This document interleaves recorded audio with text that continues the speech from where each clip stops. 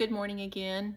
Well, I tend to do things in pairs, and so I just finished a little video regarding a video series by Dr. Jay Burns in Dallas, and it's called My Prodigal Road.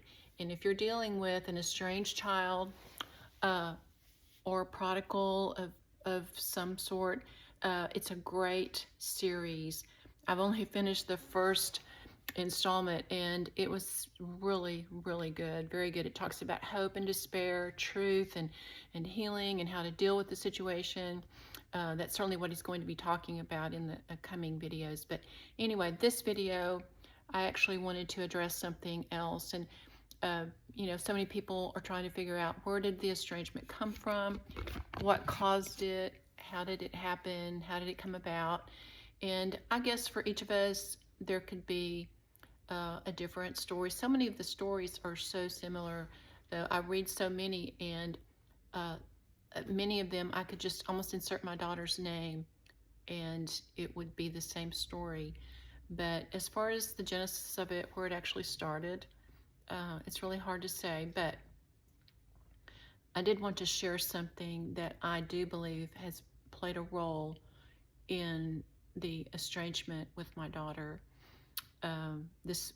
This goes back years ago when her dad and I divorced. She was almost 5 years old, and it was not an amicable divorce.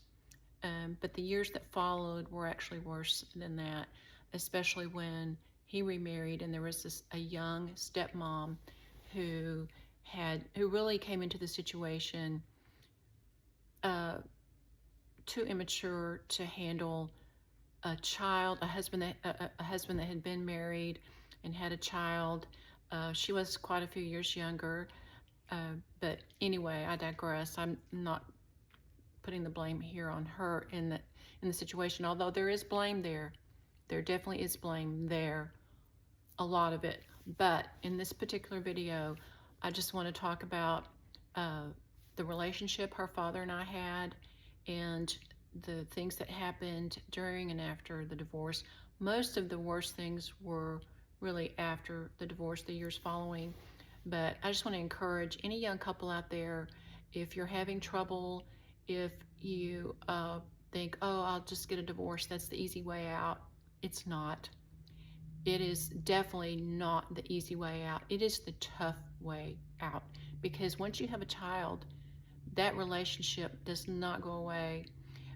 What does happen is it brings in step parents, and if those step parents aren't mature enough or have the emotional maturity to handle the situation, it can make things really bad, mostly for the child.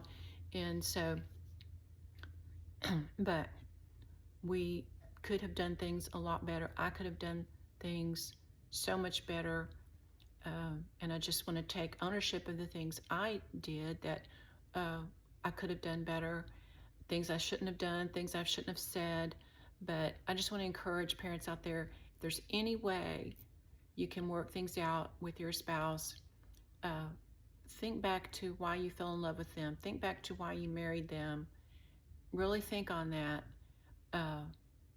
and do everything you can to make it work, especially if this is a first marriage. No marriage is going to be without issues. No marriage is going to be without trials and give and take. It's always going to be like that. But no one's going to love your child the way that you do. And I know there's successful stories, and that's wonderful. There's successful stories of people that remarry and the new spouse fully accepts the child, and that's great. But so often that's not the situation, and it's just really tough on the children. But I actually thought I was giving my daughter an out a few years ago when I told her, I said, you know, when we're going through our formative years and we're told something over and over again about the other parent, the other parent doesn't love you, they don't care enough, they're not good enough, whatever.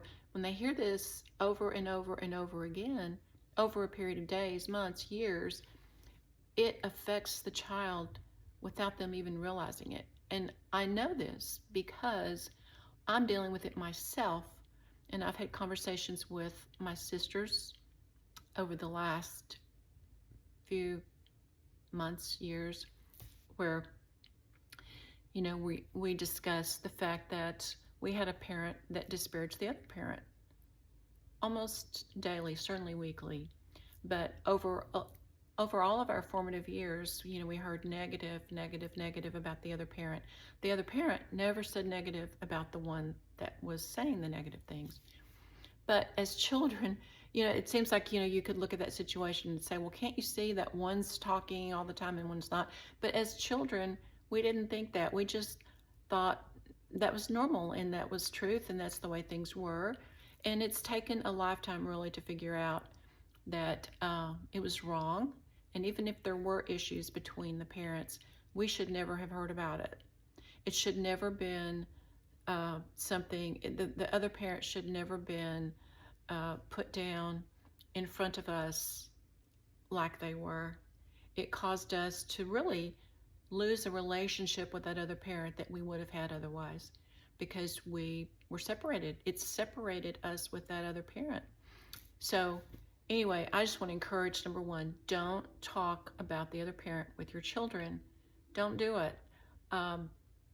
It takes a lifetime. It can ruin things for them for a lifetime. But I do just say that I played a part in that.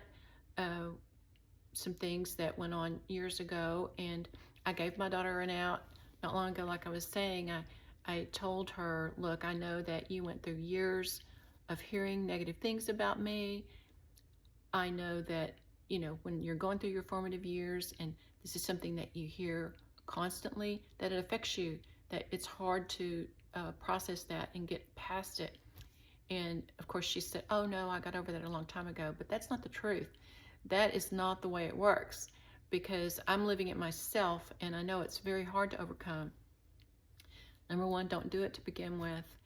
And so number two, you can't get a do-over. All you can do is apologize and admit. So, I have apologized. I know my daughter's father and I have both sincerely apologized to her, but that doesn't fix everything. It doesn't take away the negatives that were spoken over a long period of time when she was growing up. But anyway, I think that all the negative, especially toward me, over that long period of time, certainly contributed to our estrangement now. I think it played a big role, and I think it continues to play a role. And I know that she knows that she has to forgive. And I pray that one day that will happen. Like I said, I know I made mistakes. I can't undo it. All I can do is say that I am sincerely sorry for the things that went wrong.